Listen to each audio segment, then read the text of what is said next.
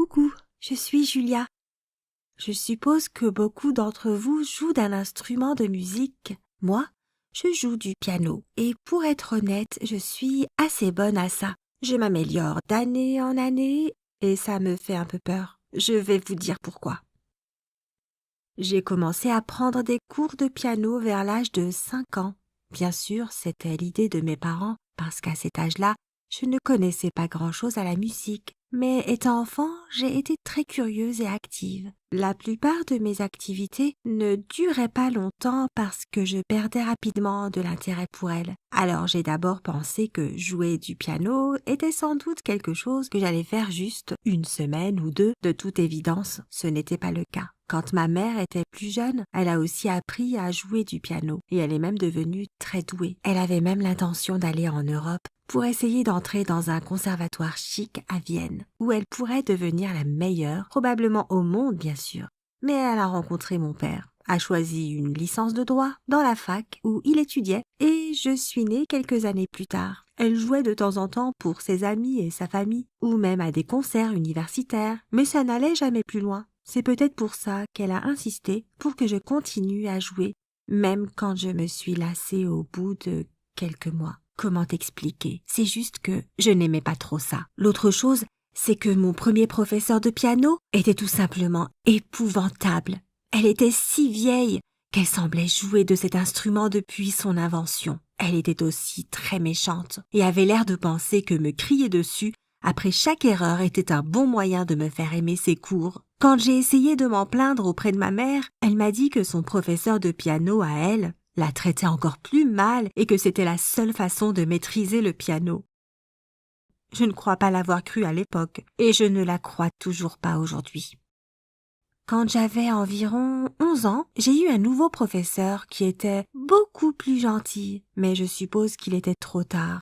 Je détestais déjà les cours. Et ce qui est drôle, c'est que même si je me forçais à m'asseoir et à répéter à chaque fois, j'étais vraiment douée pour jouer de l'instrument. Je ne veux pas avoir l'air de me vanter, mais les gens qui m'entendaient jouer n'arrêtaient pas de dire que mon niveau était assez incroyable pour mon âge et que j'avais clairement un talent. C'est peut-être pour ça que je n'avais pas à m'entraîner autant que certains enfants. Ok, ça sonne comme de la frime. Désolée. Pendant toutes ces années, j'ai participé à de nombreux concours de piano. Je ne les ai pas tous gagnés, bien sûr, mais j'ai eu un certain succès. Ma mère a installé un grand stand dans notre salon pour tous les prix que je devais gagner. Malgré toutes les récompenses que j'ai déjà remportées, c'est encore à moitié vide. Et ma mère adore dire que tout l'espace vide qu'il y a pour moi est à remplir. Et tu devrais voir son visage quand elle est sur son siège à me regarder jouer sur scène. Elle est juste complètement submergée d'émotions, ce qui me met un peu mal à l'aise. Alors tu peux me dire, c'est quoi ton problème? Certaines personnes font beaucoup plus d'efforts et n'arrivent à rien avec un piano. Oui, je suppose que tu as raison, je devrais être reconnaissante. Mais le truc, c'est que je n'ai jamais vraiment voulu faire ça.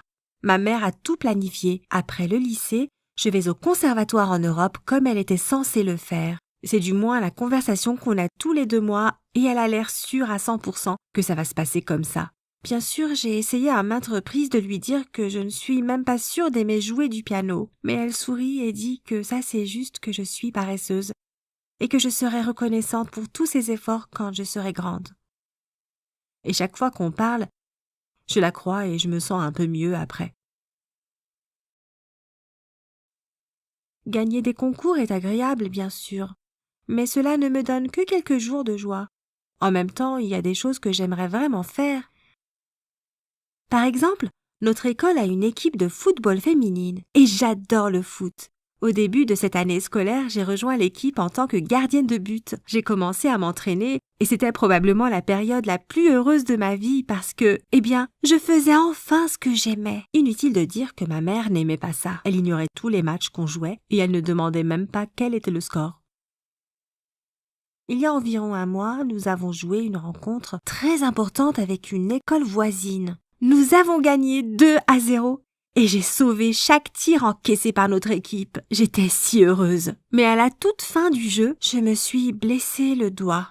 Il n'était pas cassé, ça faisait juste un peu mal. Notre médecin de l'équipe a dit que tout irait bien dans quelques jours, mais je savais que ma mère serait furieuse. Sa réaction a été un désastre. Elle était si en colère qu'elle ne voulait plus que j'aille m'entraîner. Elle a dit que les sports, en particulier le football et surtout le rôle de gardien de but, étaient dangereux pour mes mains, que j'avais besoin de jouer du piano et de devenir la meilleure à ça. J'ai essayé de lui dire que je ferais plus attention, mais rien n'a marché. Elle m'a fait arrêter ce sport que j'aime tant. Et quand mon doigt a guéri, j'ai dû m'entraîner 2 fois plus.